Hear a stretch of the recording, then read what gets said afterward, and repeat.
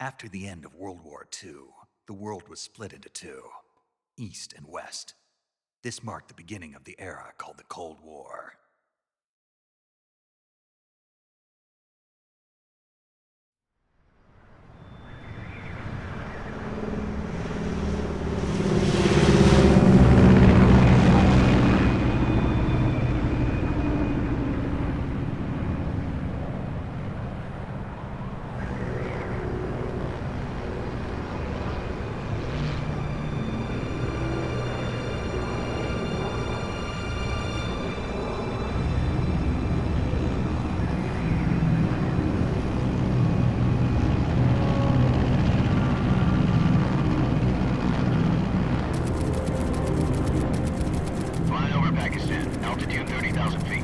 Approaching Soviet airspace.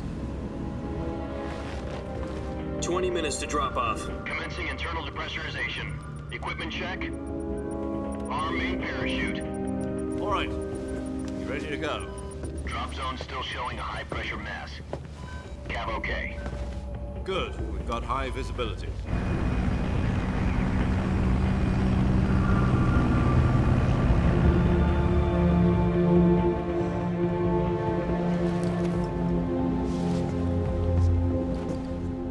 Cigar. Connecting oxygen hose to interior connector. Put on your mask.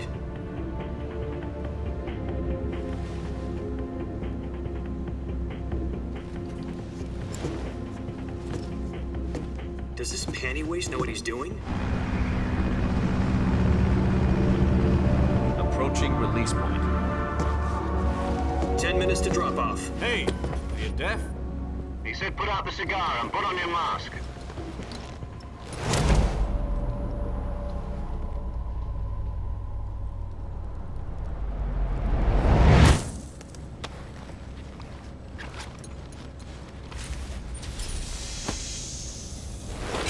Depressurization complete.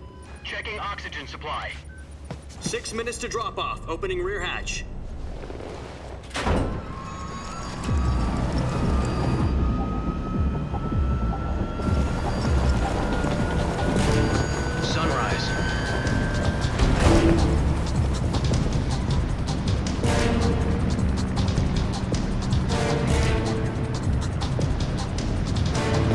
Temperature minus 46 degrees Celsius. 2 minutes to drop off. Stand up. You'll be falling at 130 miles per hour. Try not to get frostbite from the wind chill. 1 minute to drop off. Move to the rear. Activate the yellow bottle. This is one for the history books. The world's first halo jump. 10 seconds to drop off. Stand by. Status okay, all green. Prepare for drop-off. Countdown. 5, 4, 3, 2, 1. Spread your wings And fly. God be with you.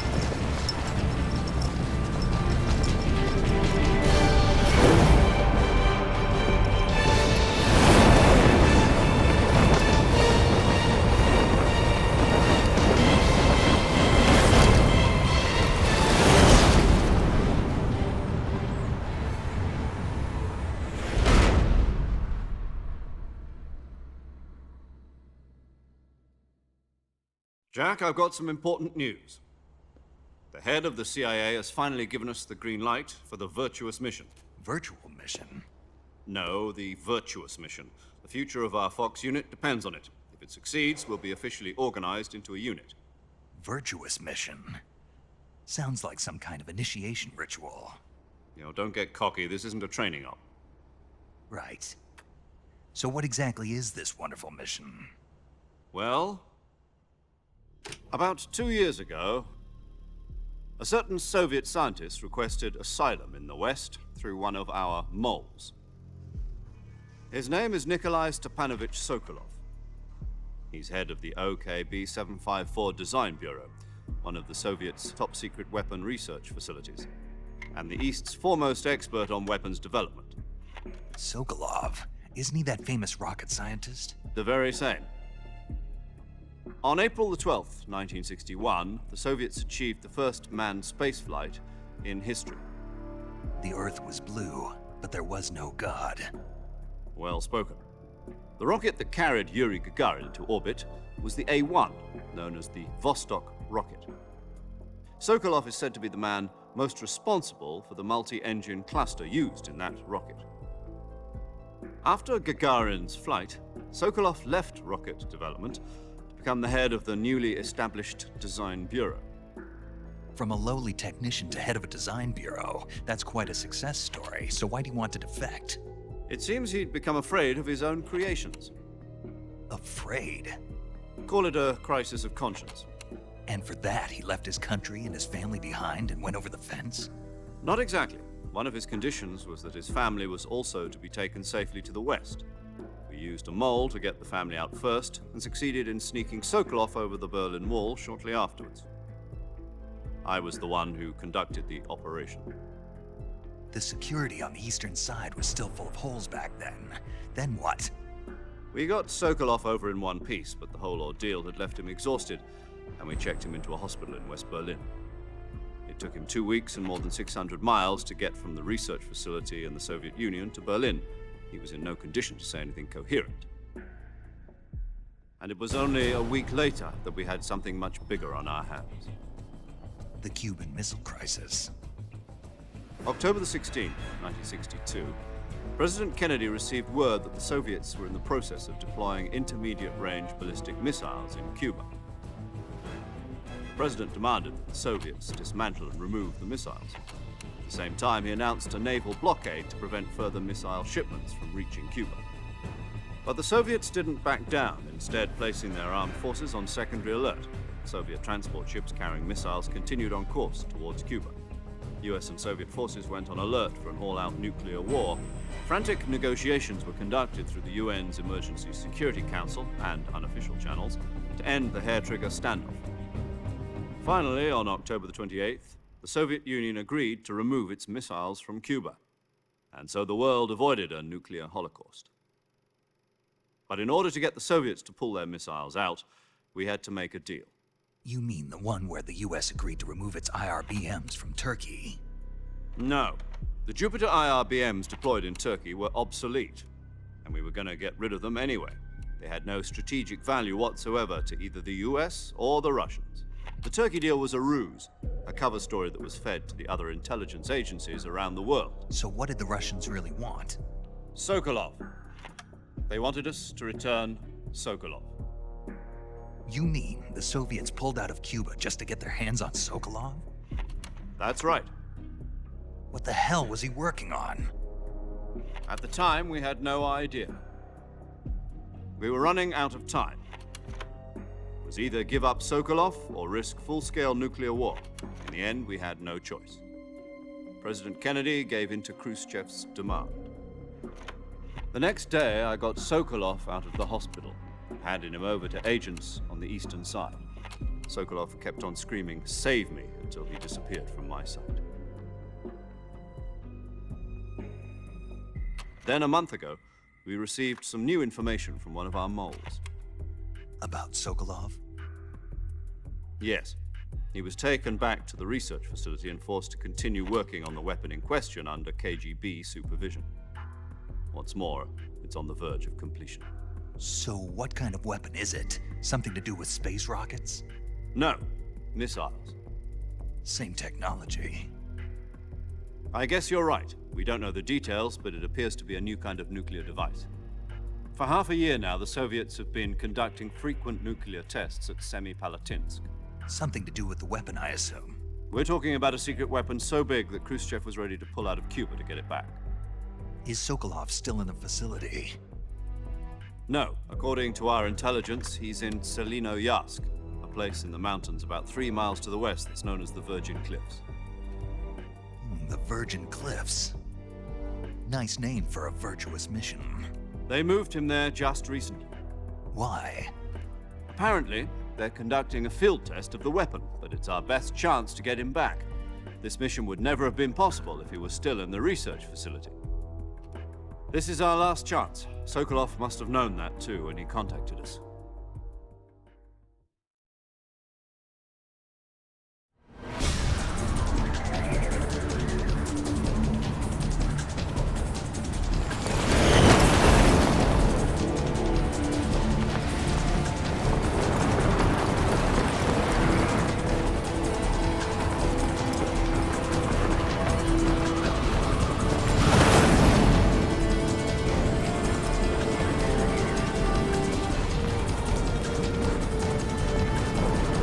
Listen up, Jack. Your mission is to infiltrate Selino-Yarsk in the Soviet mountains, ensure the safety of Sokolov, and bring him back to the West.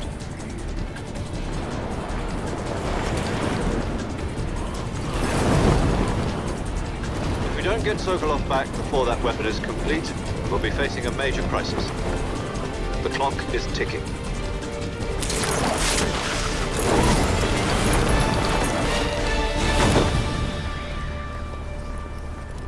Once we've confirmed the rescue of Sokolov, stand by at the recovery point. A recovery balloon will be dropped at that point. Helium will be pumped into the balloon to inflate it. The process takes about 20 minutes. Once it's complete, the gunship's arm will latch onto the balloon and pull it up. The Fulton surface-to-air recovery system. I'm familiar with the theory. Take it easy. It's been combat-proven. Do you think Sokolov is up to it? The shock will be less than during a parachute jump, and the arm can handle up to 500 pounds. So you're planning on going over the border in a single combat Talon? She's equipped with two 6-barrel 20mm Vulcan cannons, as well as two 40mm machine guns. Sounds like she could hold her own against a battalion of tanks. Even with the fuel in the reserve tank, we're facing a 4-hour time limit. If all goes well, it shouldn't take more than a few hours. Home in time for dinner. But if anything goes wrong, you'll be eating dinner, breakfast, and all the rest of your meals in the jungle.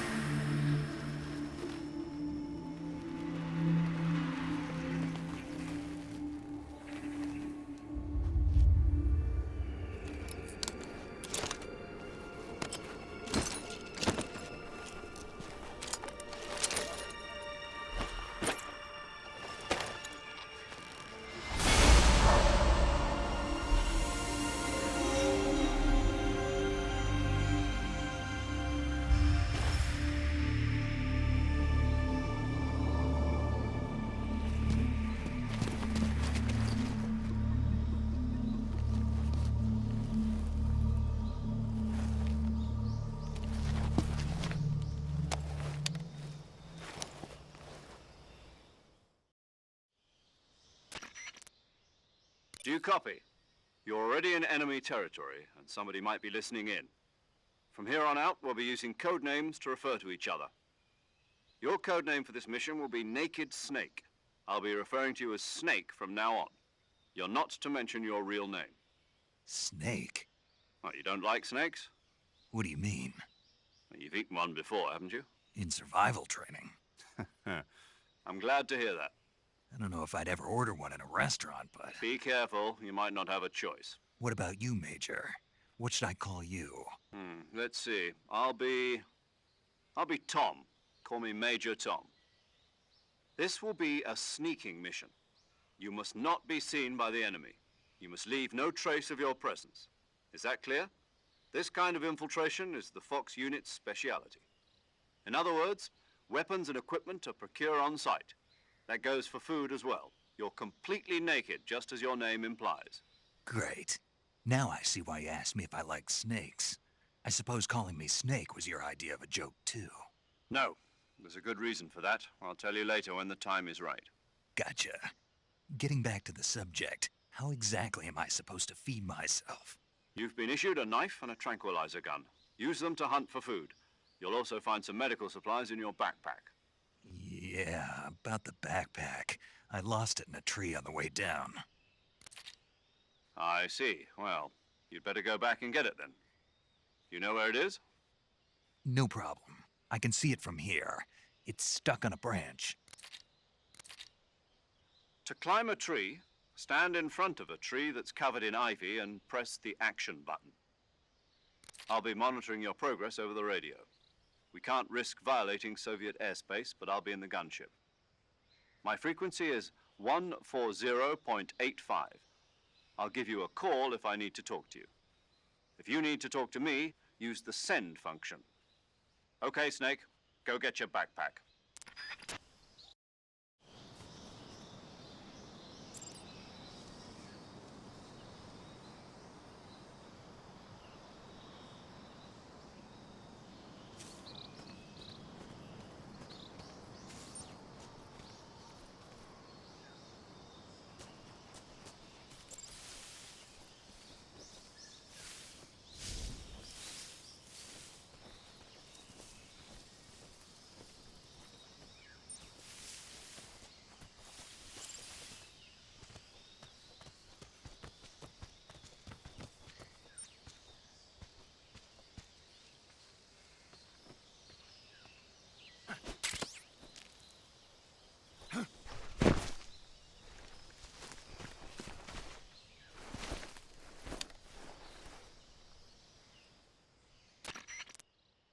I see you've retrieved your backpack, Snake.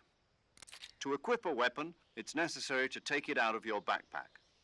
In the survival viewer, choose Weapon from the backpack. Your available weapons will be displayed in a list on the screen. From that list, choose the weapon you want to equip and press the Enter button. For other equipped items, just do the same thing from Item. Got it. Use the survival viewer backpack. Yep, that's right. Survival is fundamental to this mission. After you've been out in the field for a while, your stamina will start to drop. If your stamina gets too low, it'll affect your performance. You won't be able to shoot accurately, for example, and your wounds won't heal as smoothly. Keep an eye on your stamina so you don't run out. To recover lost stamina, you can hunt for local flora and fauna. You can use either your tranquilizer gun or your knife to hunt. My only weapon is a Mark 22 Hush Puppy tranquilizer gun? That's right. It's been fitted with its own suppressor. However, the suppressor will deteriorate every time you fire. Once its durability reaches 0, the noise suppression effect will be gone. So don't get too trigger happy with it. The suppressor's durability is shown in the icon. Any weapons and equipment beyond what you're carrying now, you'll have to find as you go. I have to find my own weapons and equipment? Whose crazy idea was this anyway? Solo covert actions are standard Fox operating procedure. You can't leave any traces of your presence. No weapons, equipment, footprints, sweat, or bodily wastes. The same goes for bullets and cartridges, too.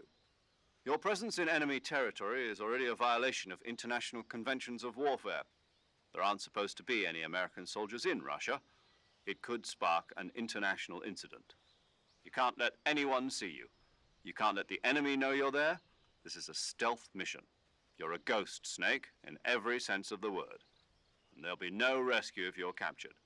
The military and US government will deny any involvement in the affair. Then I'll just have to take care of myself, huh? I'm afraid so. You've been given a fake death pill for that purpose. SIS guidelines stipulate that soldiers on covert ops like this one be issued a potassium cyanide capsule. Tape it to your body so you can take it when you need to. How generous of you. Use it if you're taken prisoner by the enemy. It'll send you into a state of false death for a short time. Fooling them into thinking that I'm really dead. So how do I come back to life? Just take the revival pill. You mean that thing they put in my tooth before the mission? That's the one. But be careful. If you remain in a state of false death for too long, nothing will be able to bring you back. Remember that. I'll keep it in mind. You said this was a solo mission, right? Right. I guess that means I can't count on any reinforcements. Correct. The mission rests entirely in your hands. A real one-man army. Relax. There's a support team ready to back you up over the radio. Who? I'll introduce them to you. This time, survival is of utmost importance. The first member of the support team will be in charge of monitoring your physical condition, acting as a medic, so to speak, as well as recording your mission data. She's a member of Fox as well, and she's here on the gunship with me. She? Hello, Snake. I'm paramedic. Nice to meet you. Paramedic. As in a medic who comes in by parachute. Aren't you going to tell me your real name? Are you going to tell me yours, Mr. Snake? My name, huh? It's John Doe. And they call you Jack for short. You're a regular Captain Nemo. A name means nothing on the battlefield. After a week, no one has a name.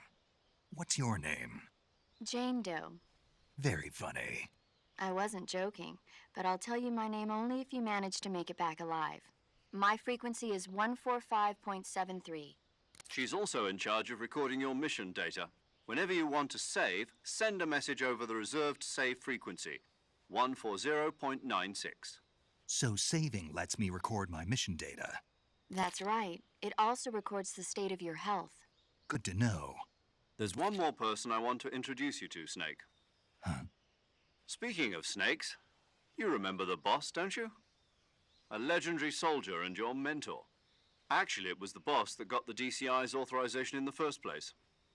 She's going to be serving as Fox's mission advisor. The boss is? She also helped me plan this mission. She and I were at SAS together. Jack, is that you? How many years has it been? Boss? That's right. It's me. Talk to me. Let me hear your voice.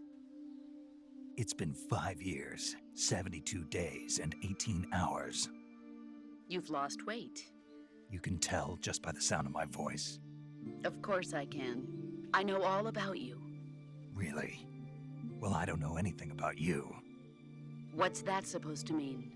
Why'd you disappear on me all of a sudden? I was on a top-secret mission.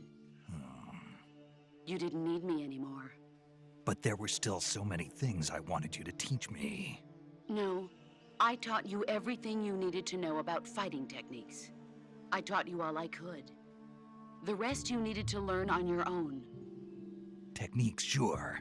But what about how to think like a soldier? How to think like a soldier? I can't teach you that. A soldier needs to be strong in spirit, body, and technique. And the only thing you can learn from someone else is technique. In fact, technique doesn't even matter. What's most important is spirit. Spirit and body are like two sides of a single coin. They're the same thing. I can't teach you how to think. You'll just have to figure it out for yourself. Listen to me, Jack. Just because soldiers are on the same side right now doesn't mean they always will be. Having personal feelings about your comrades is one of the worst sins you can commit. Politics determine who you face on the battlefield. And politics are a living thing. They change along with the times. Yesterday's good might be tomorrow's evil. Is that why you abandoned me? No, it had nothing to do with you. I already told you, Jack. I was on a top-secret mission. A soldier has to follow whatever orders he's given. It's not his place to question why. But you're looking for a reason to fight. You're a natural-born fighter, but you're not quite a soldier. A soldier is a political tool, nothing more. That's doubly true if he's a career soldier. Right and wrong have no place in his mission. He has no enemies and no friends. Only the mission. You follow the orders you're given. That's what being a soldier is. I do whatever I have to get the job done. I don't think about politics. That's not the same thing. Sooner or later, your conscience is going to bother you. In the end, you have to choose whether you're going to live as a soldier or just another man with a gun. There's a saying in the Orient, loyalty to the end. Do you know what it means? Being patriotic. It means devoting yourself to your country. I follow the president and the top brass. I'm ready to die for them if necessary. The president and the top brass won't be there forever. Once their terms are up, others will take their place. I follow the will of the leader, no matter who's in charge. People aren't the ones who dictate the missions. Then who does? The times. People's values change over time, and so do the leaders of a country. So there's no such thing as an enemy in absolute terms. The enemies we fight are only enemies in relative terms, constantly changing with the times. As long as we have loyalty to the end, there's no point in believing in anything, even in those we love. And that's the way a soldier's supposed to think? The only thing we can believe in with absolute certainty is the mission, Jack. All right, but do me a favor. What is it? Call me Snake. Snake. Oh, right. Your code name is Snake. It suits you well. That's right. The legendary unit that the boss put together during World War II was a snake.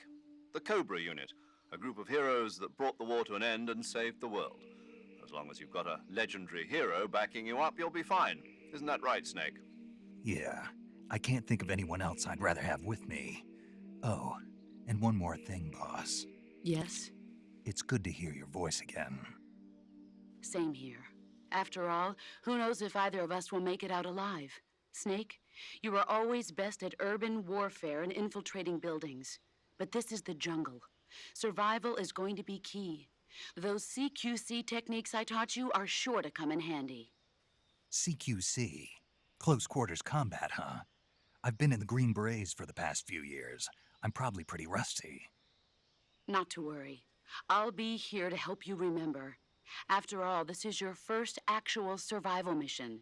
I'll be supporting you over the radio. Where are you, boss? Next to the Major?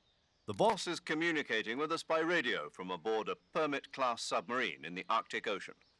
My frequency is 141.80. Call me if you need my advice on battle techniques. Gotcha. Your mission is to retrieve Dr. Sokolov. Dr. Sokolov is being held in an abandoned factory located to the north of your current position. Avoid heavy combat and don't let anyone see you. Don't forget that this is a stealth mission. Snake, try to remember some of the basics of CQC.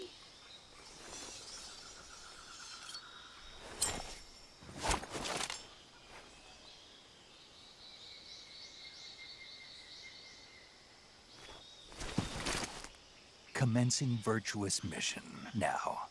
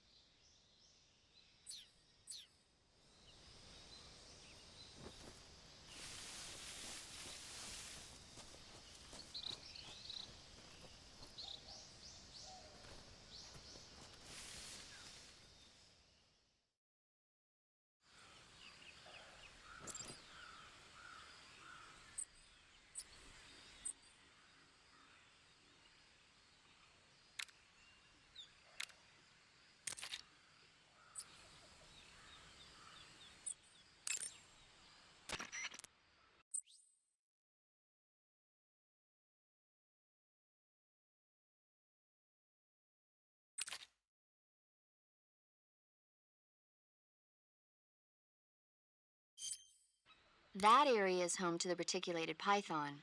The reticulated python is said to be the longest snake in the world. The biggest ones can grow up to 10 meters in length. Although they're not poisonous, they're still very dangerous, so be careful around them. They have a highly ferocious temperament, and they can swallow whole, even large animals like deer and pigs. Their most distinguishing feature is the mesh pattern of their scales. This pattern acts as a highly effective natural camouflage.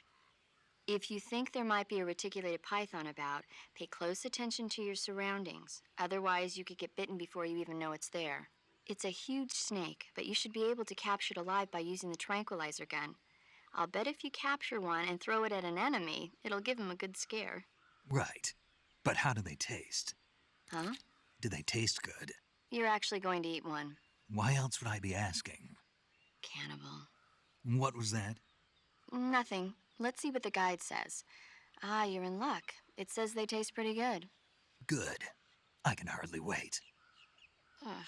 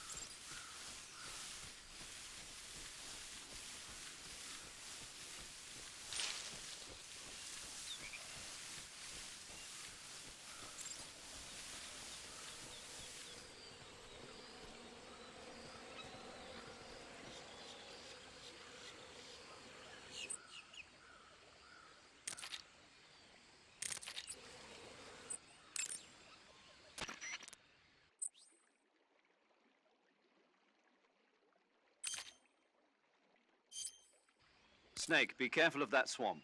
What's dangerous about it? It's a bottomless swamp. A bottomless swamp? Yes. The mud in that swamp is highly viscous. It will stick to your body like tar. It will be impossible for you to swim. If you get swallowed by the bottomless swamp, you won't be able to escape on your own. Once you sink down to about head level, you'll be trapped for good. Make sure you get out before that happens. So, I have to make sure I don't sink too far. Got it. Snake, wait. There's more? Yes. What? Crocodiles. Crocodiles? Yes. Crocodiles, like the reptile. That's correct. More accurately, they're Indian gavials. What are crocs doing deep in this forest? You'll have to ask Paramedic about that one. Paramedic? Yes. The Indian gavial is a crocodile that originally lived in freshwater regions in India and Nepal. Why are Indian crocodiles way out here? They're captive crocodiles that were brought here for research purposes but escaped and became wild again. Indian gavials are large creatures. Adult males grow to over 6 meters in length. You'll never catch one alive, even if you use the tranquilizer gun. Got it. So, how do they... Taste? Yes, I did look into that. You know what they always say. Tastes like chicken. Sounds delicious. But be careful when capturing an Indian gavial. Normally they're cowardly creatures, but the ones in the forest there are belligerent. Apparently they attack humans. What do you mean? They weren't the direct subject of any serious research, but some think they may have become violent as a side effect of the atomic research that was conducted nearby.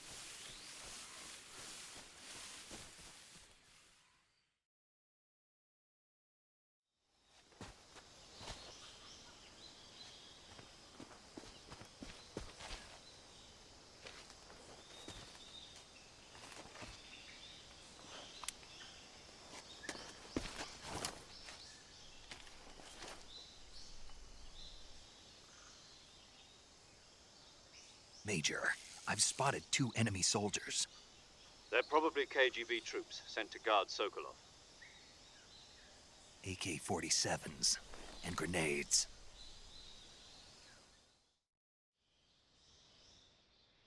Snake, your presence in Soviet territory is already a violation of international law. We can't let the Kremlin find out that the CIA and the American government are involved. Contact with the enemy is strictly prohibited. Don't engage them in battle either. This is a stealth mission. Got that? The Major is right. The point of this mission is to sneak through the jungle without being seen. The success of the mission depends on how well you use your camouflage. Change your camouflage by selecting Camouflage from the Survival Viewer. The Uniform option lets you pick your uniform, while the Face option lets you change your face paint. Choosing camouflage that blends in with your surroundings will help you conceal yourself more effectively. Also, don't forget that anything that moves will stand out in the jungle. If you just stand up and run around like an idiot, you're bound to be spotted. But if you crawl instead, you should be able to sneak by without being noticed. You can see how effective your camouflage is by looking at the camo index. The camo index shows how well your current camouflage blends in with the surrounding area. The higher the value, the harder you are to spot, and vice versa. The key is to make yourself one with nature. Keep that in mind as you go along, okay?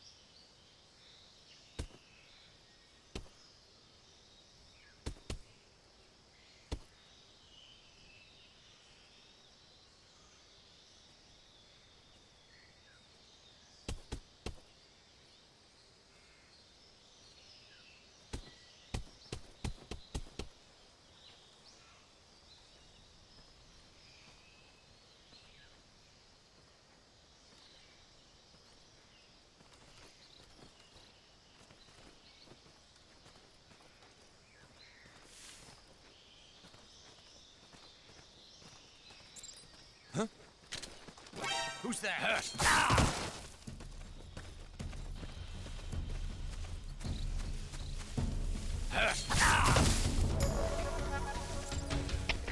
HQ, respond.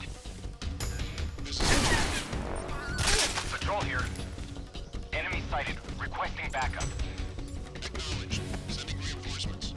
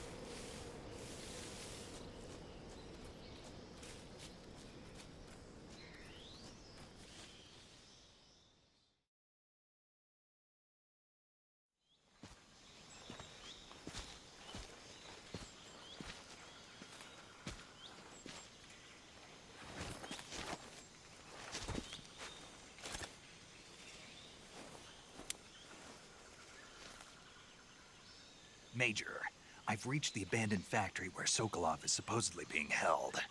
This place is a dump.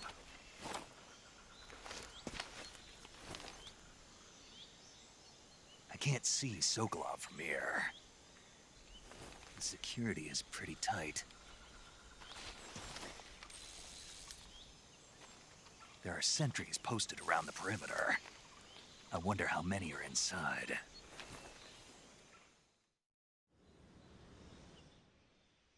Your objective, Sokolov, is inside the factory. They should be holding him in a room in the northeast section. Northeast section. Got it. Be careful. Your mission is to bring Sokolov back alive. He must not be exposed to any kind of danger. Do not approach Sokolov while in the alert phase. Right. Oh, and one more thing, Snake. You mean there's more? No, it's just that when you get to Sokolov, I want you to tell him something from me.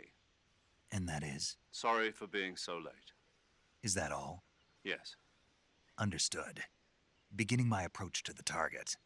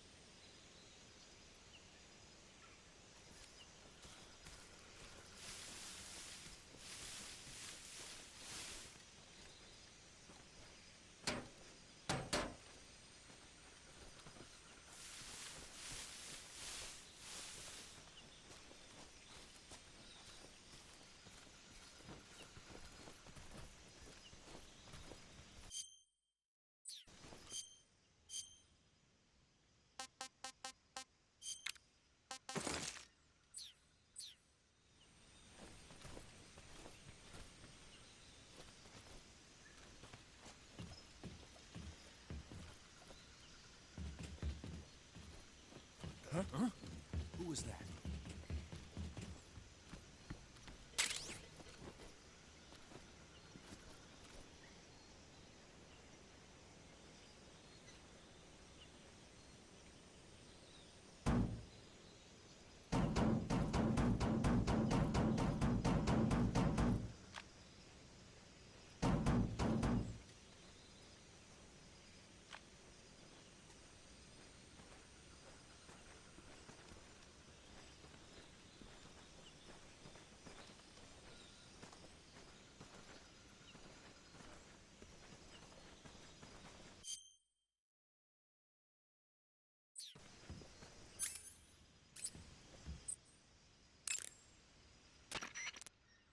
Saving the game, Snake?